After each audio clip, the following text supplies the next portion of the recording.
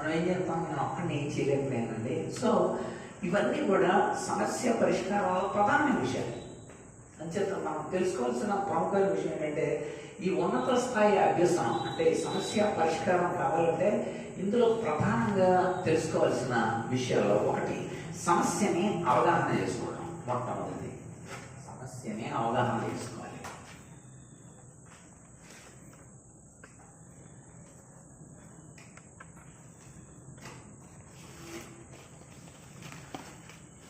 దేవుని పిల్లలు సొండుతూ ఉన్నారు. సొండుతూ ఉంటే సార్థకమైన సర్పాలు వచ్చేసి మనిషి కాటేస్తూ ఉన్నాయి. కాటేసిన వాళ్ళందరూ చచ్చిపోతున్నారు. చచ్చిపోతున్న సంగతి మిగిలిన వాళ్ళకి తెలిసింది. అయ్యో తప్పు చేసాం, మనం సణిగాం, అందుకనే సర్పాలు కాటేస్తున్నాయని గోల పెడతా ఉన్నారు. సణిగిన వాళ్ళందరినీ పాములు వచ్చి కాటేస్తూ ఉన్నాయి.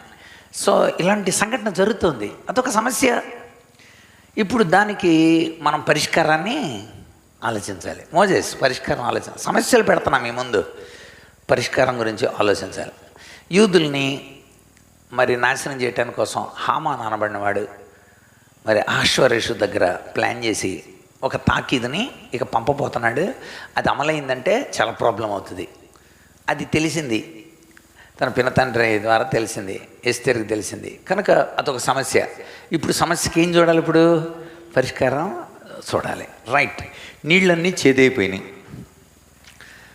నీళ్ళన్నీ చేదైపోయినాయి. పిల్లలు తాగాలన్నా, జంతువులు తాగాలన్నా కనుక ఇలాంటి ప్రాబ్లమ్స్ ఉన్నప్పుడు నీళ్లు చేదైపోతే పిల్లలకే నష్టం, పెద్దలకే నష్టం, అందరికీ నీళ్ళు తాగకుండా జంతువులు ఇవన్నీ సమస్య. జాతీయ సమస్య అది సమస్య. ఈ సమస్యకి పరిష్కారం కావాలి. కనుక సమస్యలు చాలా కళ్ళ మంది కనబడతాయి. 5,000 మంది పురుషులే 5,000 మంది ఉన్నారు. స్త్రీలు పిల్లలు కలిపి సుమారు ఒక 11,000 మంది అక్కడ ఉంటారు. 3 రోజులు అయిపోయింది. ఇక వాళ్ళని పంపించేయండి అన్నాడు శిష్యులు. యేసుప్రభు అన్నాడు, మీరే వాళ్ళకి భోజనం పెట్టండి అన్నాడు. అదొక పెద్ద చెప్పరండి సమస్య. 5,000 మందికి ఎక్కడి నుండి రొట్టెలు తెస్తాం ప్రభు? అసలు పెద్ద సమస్య. కనుక సమస్యకి పరిష్కారం ఉంటుంది. అది సమస్య అయ్యి ఉంటే, క్వశ్చన్ అయ్యి ఉంటే ఖచ్చితంగా ఫుల్ స్టాప్ ఉంటుంది. క్వశ్చన్ మార్కులో ఫుల్ స్టాప్ ఎందుకు ఉంటుంది?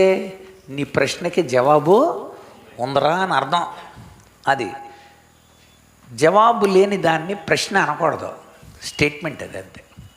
ప్రశ్న అయ్యుంటే ఖచ్చితంగా దానికి ఏముంటుంది? జవాబు ఉంటుంది.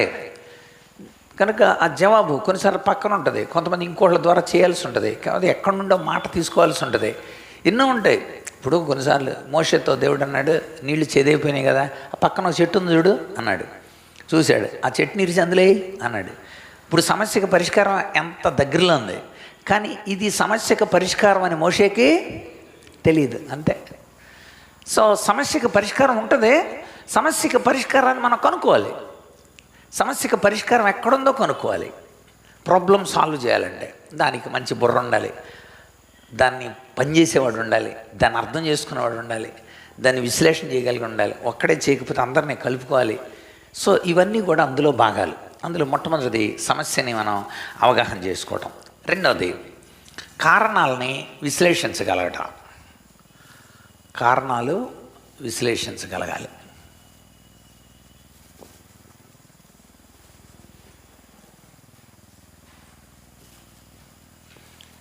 సో కారణాలు విశ్లేషించాలి. ఎందుకు జరిగింది కాదు. చాలామంది ఏదన్నా జరిగితే యాక్సిడెంట్ జరిగిందండి, యాక్సిడెంట్ జరిగితే ఫస్ట్ లేచి తుడుచుకోవటం కాదు, అసలు ఎందుకు జరిగింది యాక్సిడెంట్ దాన్ని ఎత్తుతూ ఉంటారు. ముందు అసలు రక్తాలు గారి లేదా మంచినీళ్ళని తడబడుతూ ఉంటారు, ముందు రికవరీ. సో అసలు ఏంటి తర్వాత, ఇప్పుడు అది అయిన తర్వాత ఓహో మనం ఎలా తర్వాత దాని కారణాలను విశ్లేషించగలగాలి.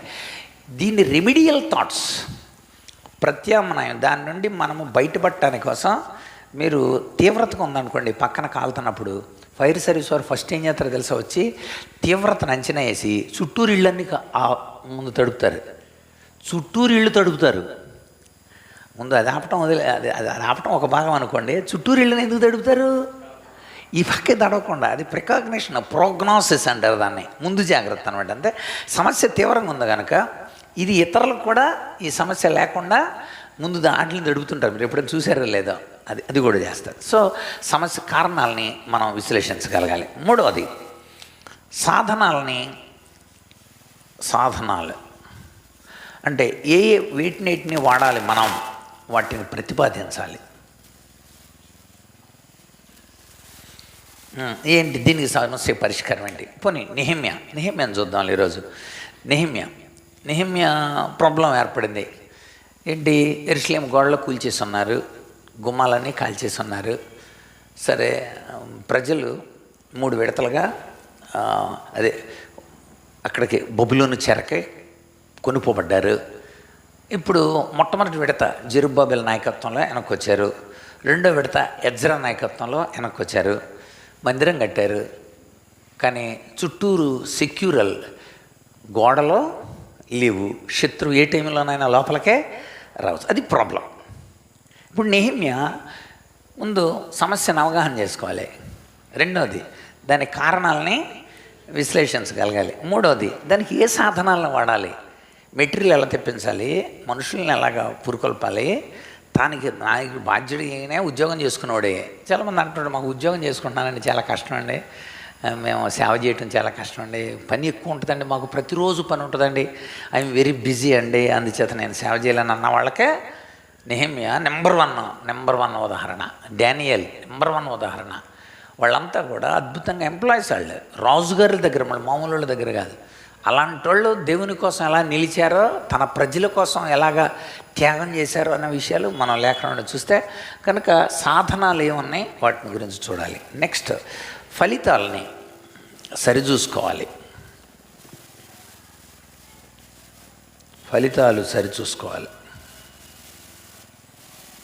ఇవి ప్రధానంగా కావాల్సినవి. అంటే అర్థం, ఉదాహరణకి ఏదో చెప్పాను కదా, ఏదో కాలిపోతుంది, మనం ఆర్పాలి, రైట్, ఇవి ఉన్నాయా రైట్, ఉన్నాయా, మనుషులు ఉన్నారా, వెరీ గుడ్, ఇలా అందిస్తూ ఉండండి, ఎంతవరకు వచ్చింది, ఇంకా కొంత ఉంది. అలాగే ఎప్పటికప్పుడు అసెస్మెంట్ ఉండాలన్నమాట, ఇవాల్యుయేషన్ ఉండాలన్నమాట. అది చేసేవాడు ఉండాలి. ఇలా చేసేవాళ్ళని నాయకులు అంటారు అనమాట. నాయకుడి ద్వారా సమస్య అవగాహన, అంటే మనం అంతా నాయకులమే. ఒక ప్రాబ్లం సాల్వ్ చేయడానికి కోసం మనం అందరం ఒక సమస్యను అవగాహన చేసుకోవటం, దానికి కారణాలు విశ్లేషించగలగటం, సాధనాలు ప్రతిపాదన అందులో మనకు ఉంటుంది. అంత మాత్రంగా ఫలితాలు కూడా మనం సరిచూసుకునే వారంగా మనం ఉండాలి. ఇది ప్రధానంగా కావాల్సింది. కనుక ఇప్పుడు ఇది మనం యాక్టివిటీ, యాక్షన్. ఇది యాక్షన్ అంటే యాక్షన్ ప్లాన్.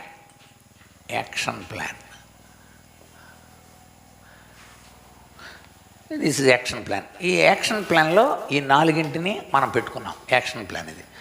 సో ఇప్పుడు యాక్షన్ ప్లాన్ ఎలా ఉంది, అయితే ఇప్పుడు మనం ఎలా ఉండాలి?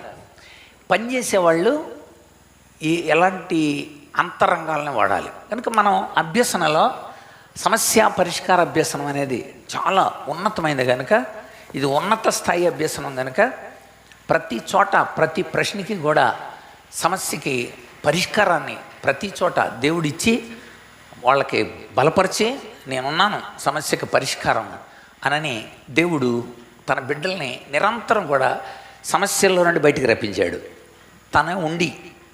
కనుక అందుకోసం మనం ఏమి కలిగి ఉండాలి? ఒకటి, పరిశీలన కలిగి ఉండాలి. రెండవది, వివేచన కలిగి ఉండాలి. మూడవది, సమన్వయం కలిగి ఉండాలి. నాలుగవది, దానికి సంబంధించిన అనుభవం ఉండాలి. పూర్వ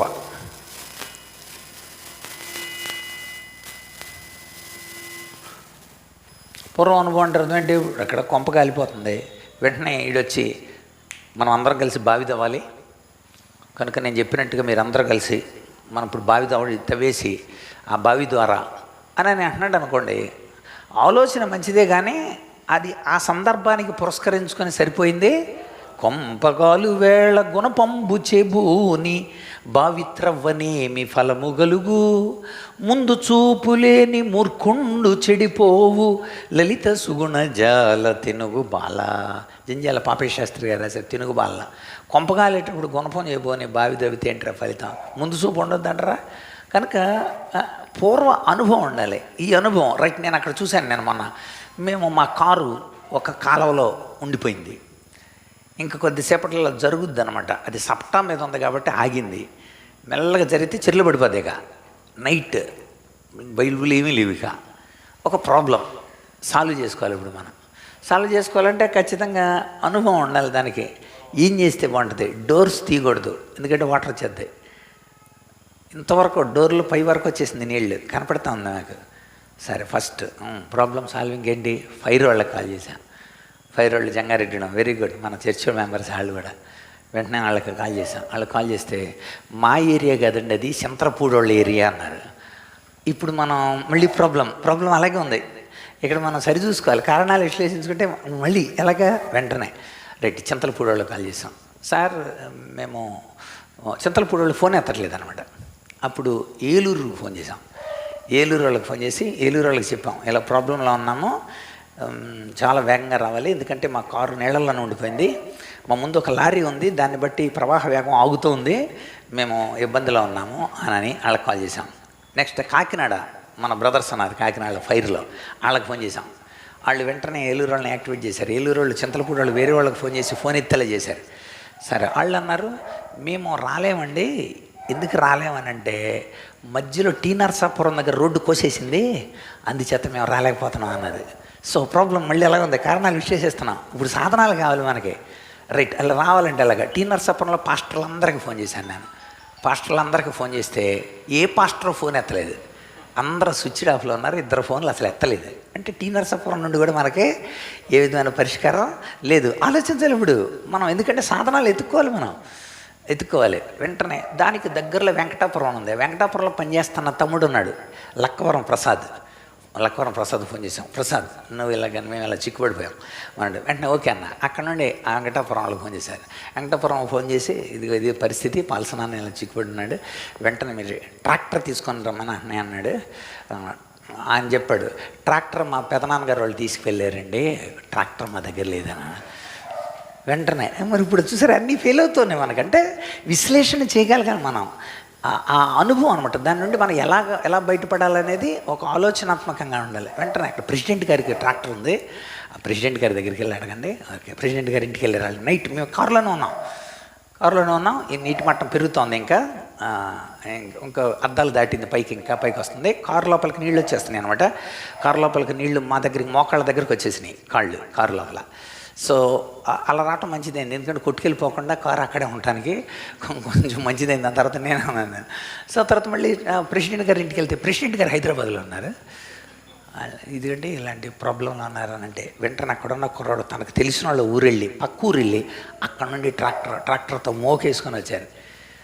వచ్చి చాలా జాగ్రత్తగా మోకు ఎందుకు అడిగానంటే ఆ మోకు కట్టెన బయటికి లాగేసేయాలి ముందు. సో ఒకవేళ మోకు కట్టినప్పుడు ఎలా వచ్చినా కారు బయటికి లాగేసేస్తారు మనల్ని. సో ఒక ప్రాబ్లము, దాని సాల్వేషన్. ఇక కట్టేసి చాలా జాగ్రత్తగా వెనక్కి లాగి ఆ తర్వాత మమ్మల్ని చాలా జాగ్రత్తగా, అప్పుడు పైరోళ్ళు వచ్చారు, మొత్తానికి వచ్చారు. సో వాళ్ళకి చెప్పాను. సో నేను ఎందుకు ఈ విషయాలు చెప్పానంటే ఇప్పుడు ఫలితాలు సరి చూసుకోవాలి. అంత లోతు నీళ్ళల్లో అంతసేపు ఉందండి, సుమారు 1.5 గంటన్నర ఉన్నాము మేము నీళ్ళల్లో. దేవుని కృప ఏంటంటే బయటికి లేదంటే స్టార్ట్ అయిపోయిందండి కారు. అది ఇంటికి వచ్చేసిన తర్వాత ఫిల్టర్స్ అన్నీ తడిసిపోయినాయి. తెల్లారి స్టార్ట్ చేస్తే మళ్ళీ అసలు స్టార్ట్ అవ్వాలి. ఆయన అన్నాడు, ఎలా వచ్చారండి మీరు రాత్రి ఇంత లోతు నీళ్ళల్లో మునిగిపోతే అని. సో చెవుడు చాలా గొప్ప కార్యాలు అలాంటిది. సో మనకి పరిశీలన ఉండాలి, వివేచన ఉండాలి, సమన్వయం ఉండాలి, తర్వాత పూర్వ అనుభవం ఉండాలి, వనరులు ఉండాలి. ఇప్పుడు ఆ ట్రాక్టర్ ఉండాలి, వనరుల వినియోగం ఉండాలి. ట్రాక్టర్ అంటే ఉపయోగమే ఉంది, దాన్ని తోలేవాడు ఉండాలి, ఆ మోకు తెచ్చేవాడు ఉండాలి, అంత నీళ్లలో ఈదుకుంటూ వచ్చి మోకు కట్టేవాడు ఉండాలి, ట్రాక్టర్ని నీళ్ళలో సగం వరకు తీసుకురాగలిగినోడు ఉండాలి, వచ్చి కట్టగలిగినోడు ఉండాలి. సో ప్రాబ్లం ఓనర్ల వినియోగం ఉండాలి. నెక్స్ట్ గమ్య సాధన ఉండాలి. ఎప్పుడు గమ్యాన్ని బేస్ చేసుకుంటూనే ముందుకెళ్తూ ఉండాలి. రైట్, మనం బయటపడాలి, దట్ ఈస్ టార్గెట్. మనం మంటలు ఆర్పాలి, దట్ ఈస్ ద టార్గెట్. మనం గోడలు కట్టాలి, దట్ ఈస్ ద టార్గెట్ని రీచ్ అవ్వాలన్నమాట. అది టార్గెట్ అంతే. నీళ్లు చేదు నుండి బయటపడాలి అంతే. 5,000 మంది పురుషులు ఉన్న, స్త్రీలు, పిల్లలు ఉన్న వాళ్ళందరూ కూడా ఆహారాన్ని సంపూర్తిగా తినాలి. సో టార్గెట్ అది. సో సమస్యకి పరిష్కారాన్ని మనం కనుక్కోవాలి. గుర్తుపెట్టుకోండి, సమస్య పరిష్కార అభ్యాసంలో మనం ఉన్నాం. రైట్, ఇప్పుడు మనం ఒక నెహెమ్యాని ప్రాబ్లం తీసుకుందాం. నెహెమ్యా ప్రాబ్లమ్ని టకటగా ఎలా సాల్వ్ చేశాడు, వీటిలన్నింటినీ బేస్ చేసుకొని మనం నెహెమ్యా గ్రంథంలోనికి వెళ్దాం. చూడండి ఒకసారి. రైట్, నెహెమ్యా గ్రంథాన్ని వరుసగా మనం నెహెమ్యా గ్రంథాన్ని వరుసగా చూద్దాం.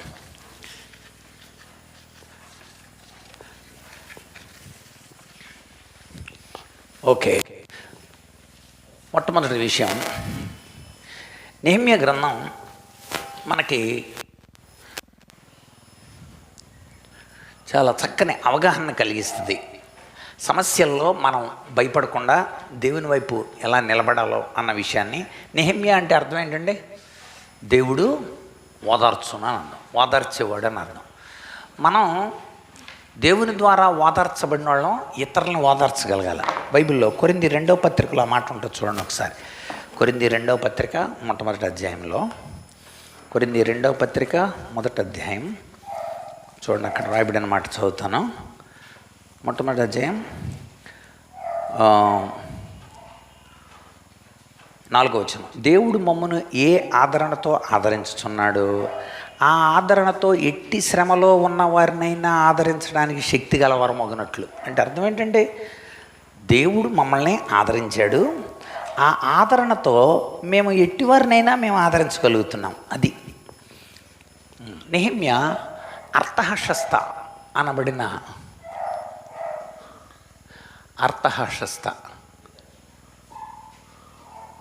అర్తహషస్త రాజు. ఈ రాజు యొక్క పిన్ ఎవరు అనుకుంటున్నారు? ఎస్తేరు.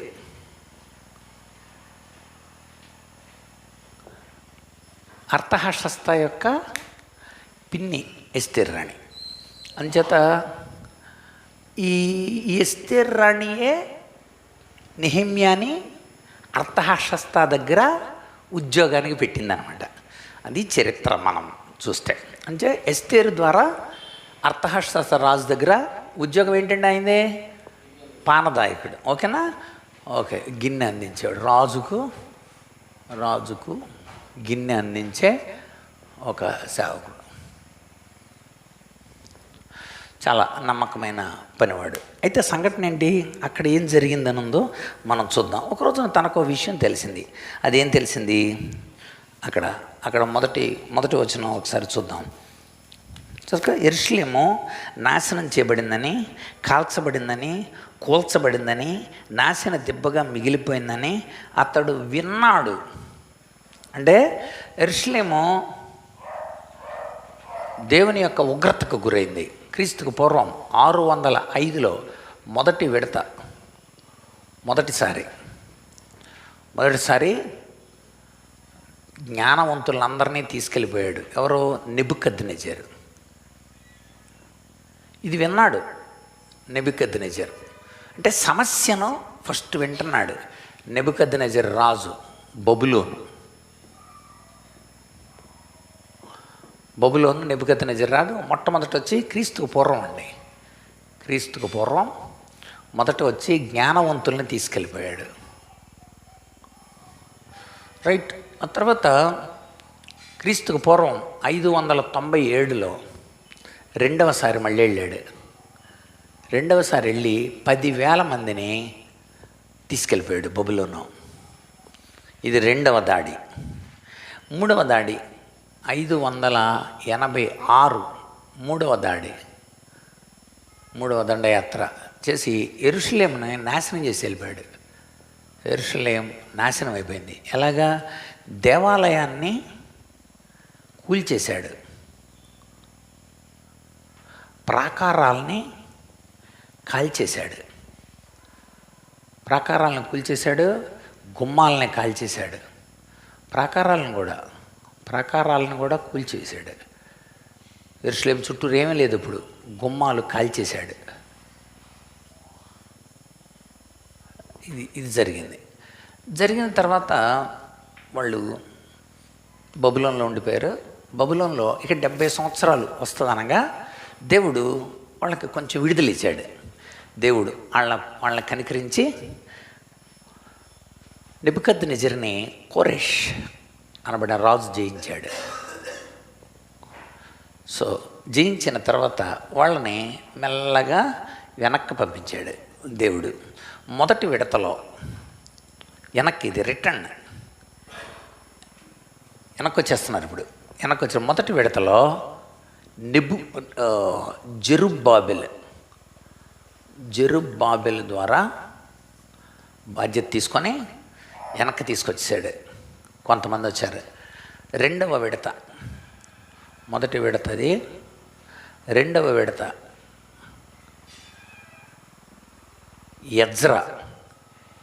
ఎజ్రా నాయకత్వంలో రెండవ విడత వచ్చారు.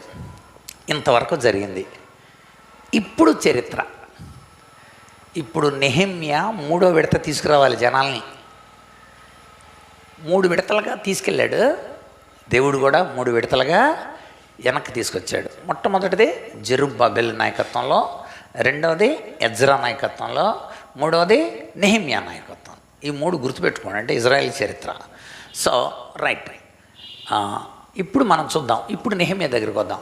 నెహెమ్యా తన ప్రజల్ని ఏ రీతిగా ప్రాబ్లం నుండి సాల్వ్ చేశాడు, కొంచెం వేగంగా త్వరగా చూద్దాం. రైట్, సమస్య తెలిసింది కదా. ఏంటి సమస్య? అక్కడ రాసి ఉంది చూడండి సమస్య. అక్కడ ఒకసారి చదవండి బైబిల్లో.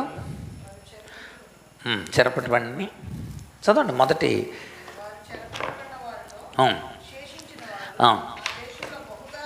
అది వాళ్ళు ఇంకా చాలామంది బబులోన్లోనే ఉండిపోయారు, చాలా ఇబ్బందులు పడుతున్నారు. నెక్స్ట్, ప్రాకారాలు కూల్చబడినాయి, గుమ్మాలన్నీ అగ్ని చేత కాల్చబడినాయి.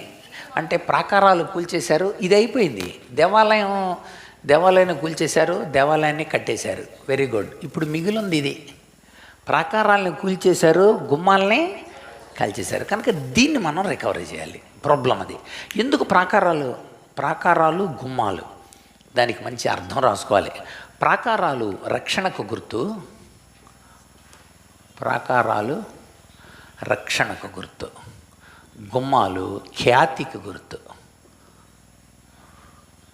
సో మీరు గమనిస్తే ఆ రోజుల్లో యెరూషలేము యొక్క గుమ్మాలు ఎంతో అనేక మంది చేత మరి ఎంతో ప్రశంసింపబడిన గుమ్మాలు. యెరూషలేమే ఆ ప్రాకారాలే ఎంతో అద్భుతమైన సౌందర్యవంతమైన, హిజ్కియా ద్వారా కూడా మరలా ఎత్తు చేయబడిన ప్రాకారాలు, చాలా బలీయమైన ప్రాకారాలు. 18 నెలలు నెబుకద్నెజరు మూడోసారి వచ్చినప్పుడు 18 నెలలు ఉండి నాశనం చేశాడు. 18 నెలలు అంటే గుమ్మాలన్నింటినీ కాల్చేసేసి ప్రాకారాలన్నింటినీ కూల్చేసేసిన తర్వాత యెరూషలేముని గుర్రాలకి మరి నాగళ్ళు కట్టి యెరూషలేముని దున్నేసి ప్రతి నాగటి చాళ్ళు ఉప్పేసి ఒక్క మొక్క మొలవకుండా యెరూషలేముని శ్మశానం చేసి వెళ్ళాడు. అంటే ఇప్పుడు వాళ్ళకి రక్షణ పోయింది, ఖ్యాతి కూడా పోయింది. రక్షణ తీసుకురావాలి, ఖ్యాతి తీసుకురావాలి. అందుకు నెహెమ్యాలు కావాలి. ఒక ప్రాబ్లంను కనుక మీరు సాల్వ్ చేస్తే మీరు వాళ్ళని బతికించినట్టు అవుద్ది, మహిమ తెచ్చినట్లు అవుద్ది. వాళ్ళు మహిమపరచబడిన వాళ్ళుగా మారాలి, వాళ్ళు రక్షణకు పాత్రలుగా మారాలి. అది దేవుని యొక్క ప్రధానమైన ఉద్దేశం. అందుచేతనే దేవుడు నెహెమ్యాని ఎన్నుకున్నాడు. మొట్టమొదటి అధ్యాయం చూడనప్పుడు అక్కడ చదవండి. అక్కడ మొట్టమొదటి అధ్యాయం అక్కడ రాయబడిన మాట చూడండి.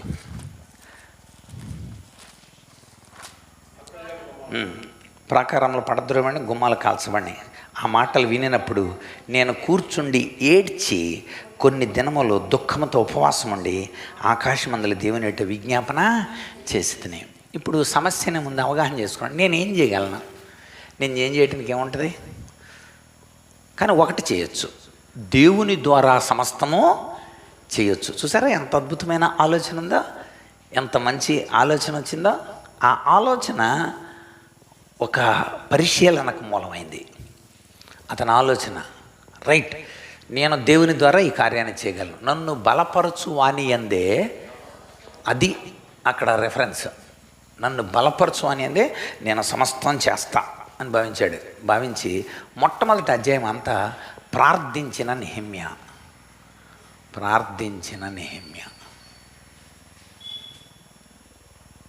రైట్, అంటే ప్రేయర్, దీనికి ప్రేయర్ చేంజెస్ థింగ్స్. ప్రార్థన ద్వారా మనం అన్నిటినీ చేయొచ్చు. అందుకని వెంటనే అతను ఇక్కడ చూడండి, పరిశీలన చేసినప్పుడు ఆ పరిశీలనలో అతనికి భారం ఉంది. అంటే భారం లేకపోతే ప్రార్థలేడు ఎవడో కూడా. చింత, ఆ సంఘాల గురించి చింత లేకపోతే ప్రార్థన చేయలేడు.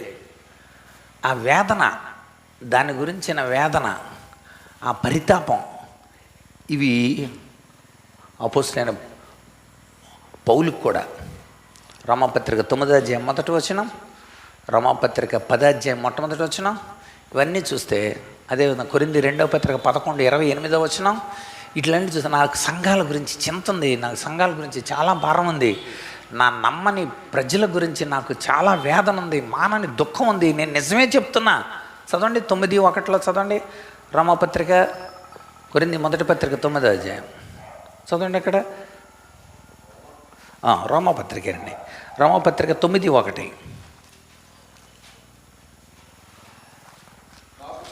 చూసారా, మాకు దుఃఖం, మానని వేదన ఉందన్నమాట. చూసారా, నేను నిజమే చెప్తున్నా, నా మనస్సాక్షితో చెప్తున్నా. చూసారా ఎలా చెప్తున్నాడు, బాధ ఉందన్నమాట. ప్రార్థించిన నెహెమ్యా. సో ఎంత బాగా ప్రార్థన చేశాడంటే, నెహెమ్యా ప్రార్థనలో మనకి సహజంగా మనం ప్రార్థనలో ఈ 4 ఉండాలని చెప్పుకుంటాం కదా. ఏం చెప్పుకుంటాం చెప్పండి? యాక్ట్స్. ఓకేనా? ఒకసారి నెహెమ్యా గ్రంథం చూడండి. నెహెమ్యా గ్రంథం, ప్రార్థించిన నెహెమ్యా. ఆ దృష్టి ఉండాలి మనకందరికీ కూడా. చూడండి, యాక్ట్స్, ACTS. ప్రేయర్లో ఖచ్చితంగా ప్రతి ఒక్కళ్ళలో ప్రార్థనలు ఇవి ఉండాలి. యాక్ట్స్. అంటే అడరేషన్, దేవుణ్ణి గణపరచడం. ఏమన్నది గణపరిచాడు చూడండి అక్కడ. అది 5వ వచనం. ఆకాశమందున్న దేవా, భయంకరుడైన గొప్ప దేవా, నిన్ను ప్రేమించి నీ ఆజ్ఞలను అనుసరించి నడుచు వారికి నిబంధన స్థిరపరచువాడా. సరే, అది 5వ వచనం. 5వ వచనం అంటే ఘనపరచుట, అడరేషన్. నెక్స్ట్ C, 6వ వచనం. 6వ వచనం చూడండి.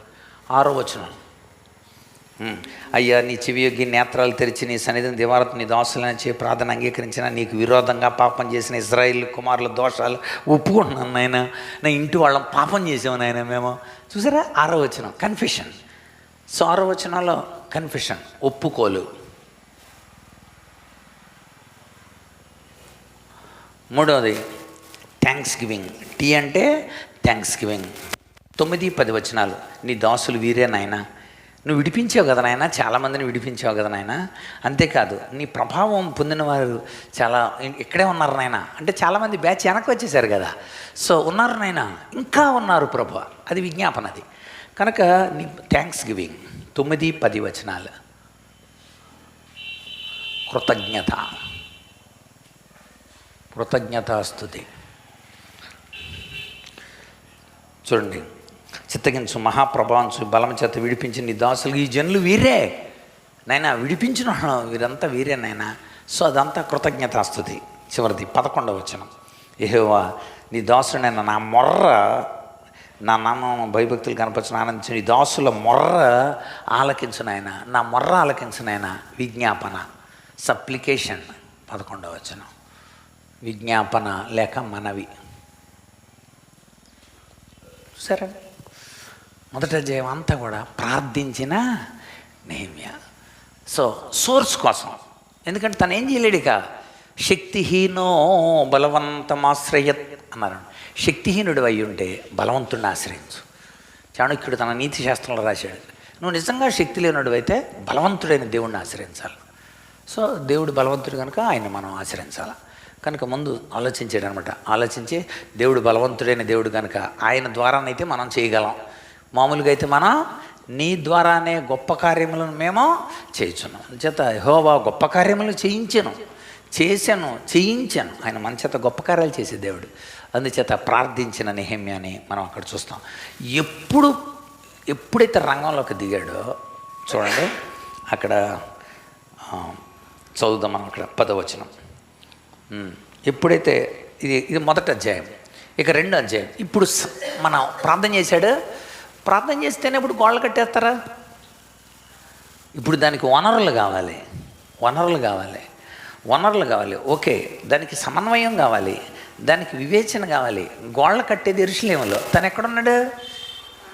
ఎక్కడున్నాడు?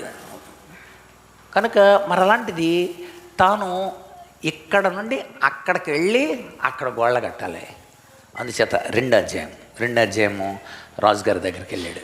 రాజుగారి దగ్గర బాధగా ఉన్నాడు. రాజు అడిగాడు, నీకు వ్యాధి లేదు కదా, ఏంటి అలా ఉన్నావేంటి అన్నాడు. వెంటనే విషయం చెప్పాడు. జాగ్రత్తగా గమనించాలి. రాజు అన్నాడు, ఏంటి ఎలా ఉన్నావు అని అంటే, రాజా, మరి నా యొక్క పితరుల సమాధులు ఉండే పట్టణం యెరూషలేము పాడైపోయింది, గుమ్మాలు అగ్ని చేత కాల్చబడి ఉండగా నాకు దుఃఖం లేక ఏముంటుంది అన్నాడు. వెంటనే రాజుగారు ఏమన్నా అంటే, నీకేం కావాలి అని అడిగాడు. చూసారా, నీకేం కావాలన్న వెంటనే నెహెమ్యా దేవుణ్ణి అది చాలా ఆశ్చర్యమైన విషయం. నీకేం కావాలని అడిగినప్పుడు నేను ఆకాశ మందలి దేవునికి ప్రార్థన చేశాను. అక్కడ కూడా ప్రార్థన చేశాడంటే, ప్రభువా నాకు మంచి ఆలోచన నాయనా అనని. వెంటనే రాజుగారిని అడిగారు, మళ్ళీ కట్టడానికి కోసం నన్ను మా దేశానికి పంపించండి అన్నాడు. వెంటనే రాజు అన్నాడు తెలుసా, సరే నీ ప్రయాణం ఎన్ని దినాలు అవన్నీ చెప్పు, డీటెయిల్స్ అన్నీ, గ్రాంటెడ్, లీవ్ శాంక్షన్ చేస్తాను. అప్పుడు మళ్ళీ అడిగాడు, మీకు అనుకూలమైతే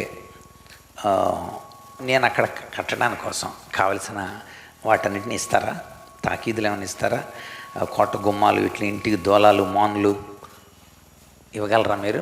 అక్కడ మందిరానికి అంటే చుట్టూరు ఉన్న మందిరం అయిపోయింది కానీ చుట్టూరు ఉన్న మా రాజ్యానికి యెరూషలేముకి గోళ్ళ కట్టడానికి కోసం మీరు మాకు ఇవ్వగలరా, గుమ్మాలు పెట్టడానికి కోసం అని అడిగాడు. వెంటనే రాజు ఓకే శాంక్షన్. అక్కడ రాబడిన మాట చూడండి, 8వ వచనం 2:8, నాకు తోడుగా ఉండి నాకు కృప చూపుచున్న నా దేవుని కరుణాహస్తము కొలది రాజు నా మనవి ఆలకించాను. ఇక్కడ ప్రతి చోట మనకు కనబడుతుంది ఏంటంటే, 2వ అధ్యాయంలో మనకి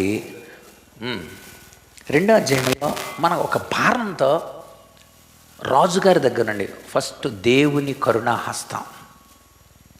అక్కడ వనరులు జాగ్రత్తగానండి. 1 దేవుని కరుణాహస్తం, 2 రాజు ద్వారా.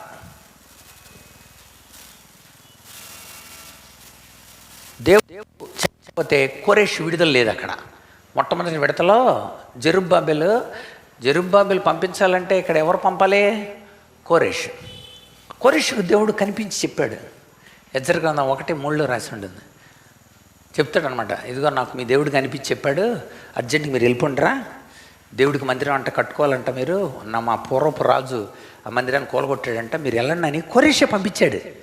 ఎంత ఆశ్చర్యం అండి! దేవుని కరుణాహస్తం అంటే దేవుని కరుణాహస్తం ద్వారా, రాజు ద్వారా ఇప్పుడు కావలసిన ఈ వనరులు వచ్చినాయి. ఇప్పుడు మ్యాన్ పవర్ కావాలి. అది ఇప్పుడు మ్యాన్ పవర్ కోసం ఈ 2 వచ్చేసినాయి మనకు. ఇప్పుడు వనరులు వచ్చేసినాయి. చాలాసార్లు వనరులు ఉంటాయి, చేసేవాడు ఉండడు. కనుక మ్యాన్ పవర్ కావాలి. అది సినర్జీ, అనేక మంది కలవాలి. ఒక్కడి నెహెమ్యా చేసే పని కాదు అది, అందరూ కలిసి చేయాలి. అది సంఘటిత శక్తిగా చేయాలి. అందుకోసం వెంటనే ఇక వచ్చేసి చెప్పాడు. ఎందుకు వచ్చాడరా నెహెమ్యా అంటే, గోళ్ళ కట్టడానికి వచ్చాడంటారా అన్నారు. వెంటనే శత్రువులు రెడీ అయిపోయారండి. ఇప్పుడు చూద్దాం 10వ వచనం. హోరోనీడైన సన్బలెట్టు, అమ్మోనీడైన టోబియా అనే దాసుడు ఇజ్రాయేలీలకు క్షేమము కలగజేయటానికి ఒక్కడు వచ్చెనని బహుగా దుఃఖపడిరి. చూసారా, ఫస్ట్ మైనస్, దుఃఖపడిరి. శత్రువులు వచ్చినందుకు ఏమవ్వాలండి? వాళ్ళు సంతోషపడాలి. అందుకని ఆటోలు వెనకాల రాసేది, నన్ను చూసి ఏడవకరా, నేను అప్పు చేసి కొన్నానరా, అలా రాస్తున్నారు కదా. మరి నీ ఏడుపే నా ఎదుగుదలరా. ఎందుకు రాస్తున్నారు అనుకుంటున్నారు? ఆటో కొంటున్న ఇల్లు కట్టుకుంటే ఏడ్చేవాళ్ళు కొంతమంది, ఈ కాన్ఫరెన్స్ హాల్ కడతంటే ఏడ్చేవాళ్ళు కొంతమంది.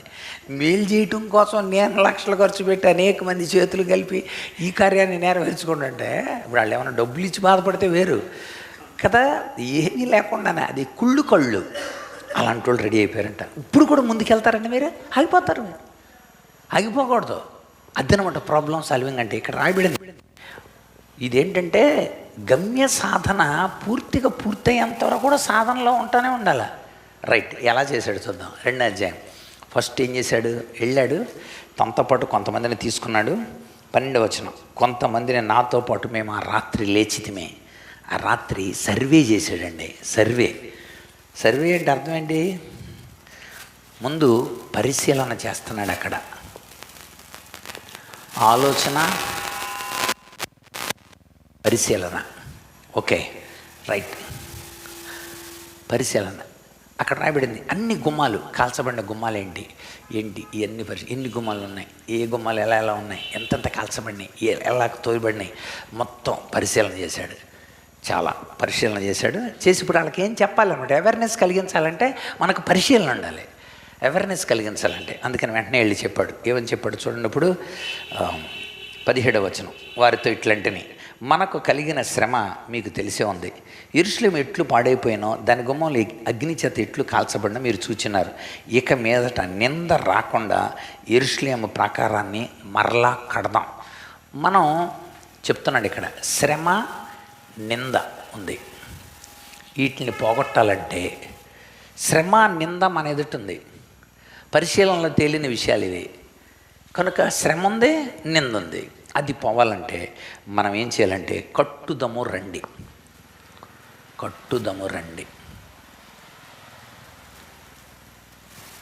ఇది మొట్టమొదటి నినాదం. కట్టుదము రండి. వాళ్ళందరికీ అవేర్నెస్ ఇస్తున్నాడు. సరే, అంతేకాకుండా ఇది గుర్తు చేశాడు వాళ్ళకి, దేవుడు రాజు. ఎలా కడతామయ్యా? ఇదిగో 2 వానరులు కనబడినాయి. దేవుని కరుణాహస్తం మనమైతే అలాగానా? ఎమ్మెల్యే గారు ఇచ్చారు నేను చూసారా, అక్కడ దేవుడు రాలేదు. అక్కడ అలా ప్రోత్సహించిందే రాజు. నువ్వు అడిగితే ఇచ్చేస్తాడండి, ఇచ్చేసాడు. ఇచ్చేయటమే కాదు, అక్కడ ఆశాపని ఉంటాడు, తాకీదు ఇస్తాడు నీకు, తీసుకెళ్ళేటప్పుడు ప్రాబ్లం లేకుండా రిసిప్ట్ కూడా ఇస్తాడు నీకు అని ఉంటుంది. అక్కడ రిసిప్ట్ కూడా నీకు ఇస్తారు. ఏదో రాజుగారు ఇచ్చారా అని ఎంత. కనుక కరుణాహస్తం ఉంది, దేవుడి కరుణాహస్తం ఉంది, రాజుగారి యొక్క దయ కూడా ఉంది అక్కడ. Very good. అది చెప్పాడు వాళ్ళకి. అది చెప్పి చూడండి, నెక్స్ట్ స్లోగన్ ఉంటుంది అక్కడ. కరుణాహస్తం గురించి రాజు నాకు సెలవిచ్చిన వాటిని వారితో చెప్పినప్పుడు వారు ఇలాగనిరి, కట్టుటకు పూనుకొందము రండి. వాడిది ఏంటి చెప్పండి? కట్టుదము రండి, కట్టుటకు పూనుకొందాం రండి.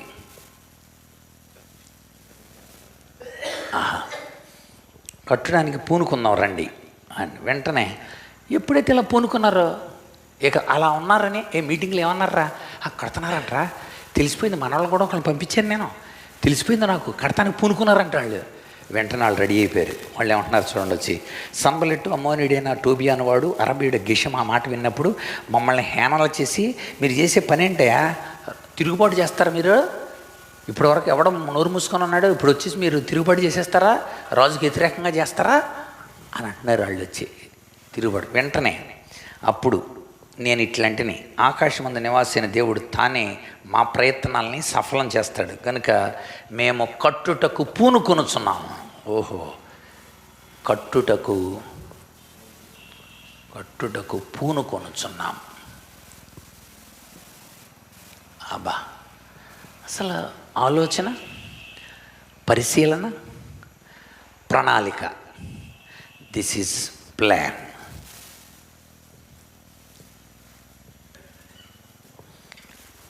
ఇప్పుడు చూడండి, ఒక మంచి ఆలోచన కలిగి ఉన్నాడు. ఆ మంచి ఆలోచన నెరవేర్చడానికి కోసం పరిశీలన కలిగి ఉన్నాడు. పరిశీలన అయిన తర్వాత ఏం కలిగి ఉన్నాడు? ప్రణాళిక కలిగి ఉన్నాడు. వీళ్ళందరినీ సమకూర్చాలి మనం, లెక్క చేయకుండా, వాళ్ళెవరిని లెక్క చేయకుండా. అది మనం గమనించాలి. ఆలోచన, పరిశీలన, ప్రణాళిక. Very good.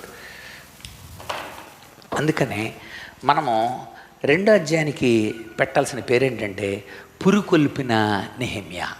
మొట్టమొదటి అధ్యాయం ప్రార్థించిన నెహెమ్యా, 2వ అధ్యాయానికి పురుకొల్పిన నెహెమ్యా అంటే ప్రోత్సహించిన నెహెమ్యా.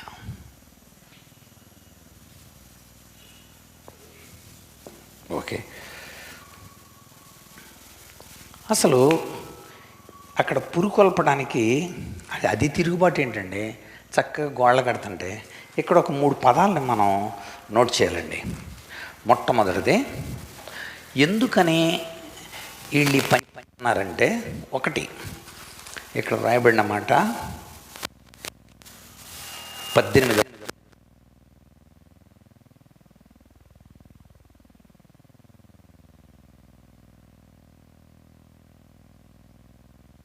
అని 2:18 ఇది మంచి పని. నెక్స్ట్ 6:3 ఇది గొప్ప పని.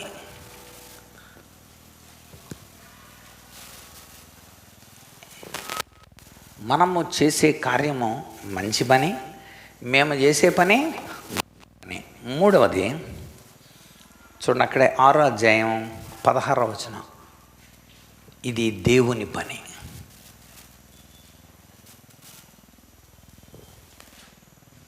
మంచి పని, గొప్ప పని, దేవుని పని. 3:5 కూడా దేవుని పని వాళ్ళు ఒప్పుకోవట్లేదంట. 3:5 ఎవరికైనా ఒప్పుకోరులేండి, ఎవడైనా బాధగానే ఉంటుంది ఎవరికైనా. కనుక నిజమైన లీడరు ప్రాబ్లం సాల్వ్ చేసేటప్పుడు ఒక మంచి ఆలోచనతో సమస్యను అవగాహన చేసుకొని కారణాలు విశ్లేషిస్తున్నాడు. ఇప్పుడు దాన్ని కట్టాలంటే రాజుగారు వనరు తీసుకుని, రైతు రాజుగారు వనరులు అయిపోయింది, ఇప్పుడు మ్యాన్ పవర్ కావాలి. మ్యాన్ పవర్ దగ్గరికి వెళ్ళాడు. ఆ మనుషుల్ని సమకూర్చాలంటే మంచి ఆలోచన ఉండాలి. మంచి ఆలోచన ఉంది, అక్కడ ఏం జరిగింది అనేది పరిశీలన చేయాలి. పరిశీలన చేశాడు, సమాజాన్ని అంతటినీ సమకూర్చాడు. ఒక్కడు చేసేది కాదు ఇది, మంచిది అందరూ కలిసి చేయాల్సింది. కనుక వాళ్ళందరినీ కూర్చోబెట్టి ఇదిగో ఇది మంచి పని వాళ్ళ చేత చెప్పించాడు. కడదాం రండి, ఇది నెహెమ్యా ఇచ్చిన నినాదం. వాళ్ళు ఏమన్నారండి? కట్టడానికి పూనుకుందాం రండి. నెక్స్ట్ ఏంటంటే పూనుకొనుచున్నాము. ఇంకొక అధ్యాయాన్ని చెప్పి ముగిస్తాను. వచ్చే వారం మనం ఇంకా మరిన్ని విషయాలు తెలుసుకుందాము. జస్ట్ అయిపోయింది టైం నాకు కూడా. కనుక నెక్స్ట్ 3వ అధ్యాయం. 3వ అధ్యాయం ఏం చేసాడు అనుకున్నారు? వీళ్ళందరినీ యెరూషలేము చుట్టూ ఇలా నిలబెట్టాడు. ఇలాగ మొత్తం అందరినీ నిలబెట్టి ఇలా పట్టుకున్నారు అన్నమాట. అందరూ ఇలా పట్టుకున్నారు. రైట్, నీ ఎదురుకుండా ఏముంది? కాల్చబడిన గుమ్మం ఉంది, నువ్వు గుమ్మం కట్టాలి రా బాయ్. నేను కూడా గుమ్మం దగ్గర ఉన్నాను, అయితే నువ్వు తాళాలు బిగించాలి వాటికి. అలాగా నువ్వెక్కడున్నా? గోడ దగ్గర ఉన్నా. అలాగైతే నువ్వు గోడ కట్టాలి. అక్కడ నువ్వు ఉన్న దగ్గర ఆ గోడ బాధ్యత అంతా నీది అలా బాధ్యత మొత్తం అండి. అక్కడ పెట్టిన పదం ఏంటంటే ఒకరినొకరు ఆనుకొని నిలబడ్డారంట. వీళ్ళని ఆనుకొని వాళ్ళని ఆనుకొని ఇంకో కుటుంబం, వాళ్ళని ఆనుకొని ఇంకో కుటుంబం. అంటే ఇప్పుడు అందరూ ఒకరినొకరు ఆనుకొని. 3వ అధ్యాయం చదువుతున్నాం చూడండి. అక్కడ ఎలీషాబు సహోదరులు లేచి గుమ్మాన్ని కట్టి ప్రతిష్ఠించి తలుపులు నిలిపిరి, ప్రాకారం కట్టి ప్రతిష్ఠించిరి. ఎరుకో పట్టణం వారు కట్టిరి, వారిని మిరిగిపోయిన జక్కూరు కట్టాను, మత్స్య గుమ్మ వంశస్థులు కట్టిరి, ఎత్తి తలుపులు నిలిపి తాళాలు గడియలు అమర్చిరి. వారిని ఆనుకొని 4వ వారిని ఆనుకొని హక్కోజుకు పుట్టినవారు. 5వ వారిని ఆనుకొని తెకనీలు బాగు చేసిరి. అయితే జనుల అధికారులు ప్రభువును పంచే నల్లకు ఒక్కుపోయి వారిని ఆనుకొని. 7వ వారిని ఆనుకొని. 5వ వారిని ఆనుకొని. 10వ వారిని ఆనుకొని. మాటికున్న పదం ఏంటండి? ఆనుకొని. ఒకరినొకరు తెలుసా? పని చేయడానికి.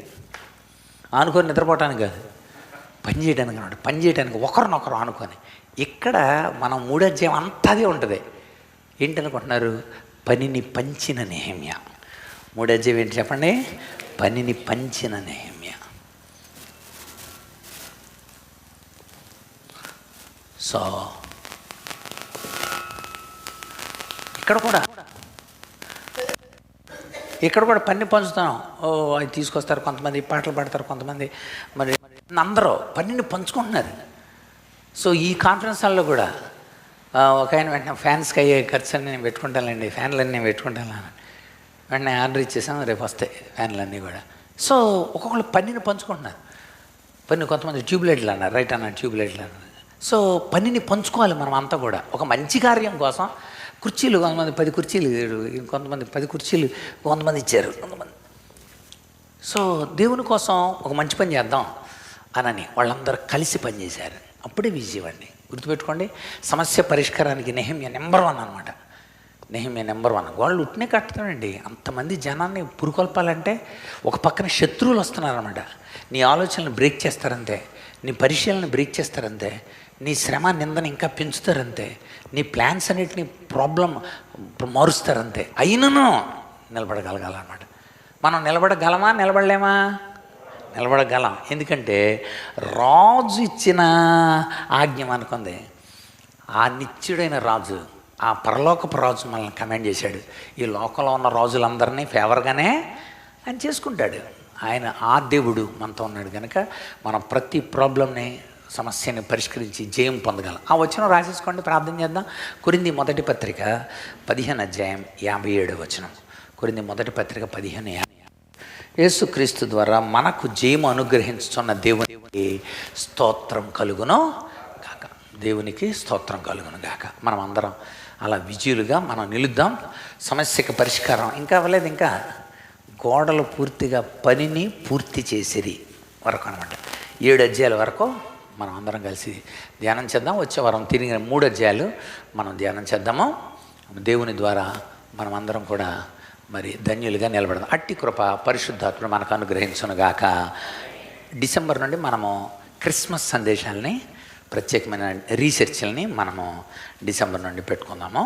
ఈ 23, 29 కదండి, 29తో ఇది ప్రాబ్లం సాల్వ్ అయిపోద్ది. అక్కడ నుండి మనం నెక్స్ట్ వీక్ నుండి మనం డిసెంబర్లన్నీ కూడా వాటి క్రిస్మస్ సంబంధించిన అనేకమైన పరిశోధనలు చూద్దాం. యేసుప్రభుని గురించి ఎలాంటి పరిశోధనలు జరిగినాయి, బైబిల్లో క్రిస్మస్ సంబంధించి ఎలాంటి రీసెర్చ్లు జరిగినాయి అంటే మనకు కౌన్సిల్స్ ఉన్నాయన్నమాట. నిసియా కౌన్సిల్ ఒకటి, ఆ తర్వాత ఎఫెషియస్ కౌన్సిల్, క్యాల్సిడన్ కౌన్సిల్ ఉంటుంది. వాట్ ఈజ్ కౌన్సిల్ అంటే ప్రపంచ క్రైస్తవ శిఖరాగ్ర మహాసభలో ఆ సభలో ఏం జరిగినాయి, ఎలాంటి నిర్ణయాలు చేశారు, అలాంటి కౌన్సిల్స్ని మనం రీసెర్చ్ చేద్దాం. దేవుడు మనకు తన కృప అనుగ్రహించునుగాక. ఆమేన్. ప్రార్థన చేసుకుందామా తమ్ముడు? ప్రార్థన చేయమ్మా.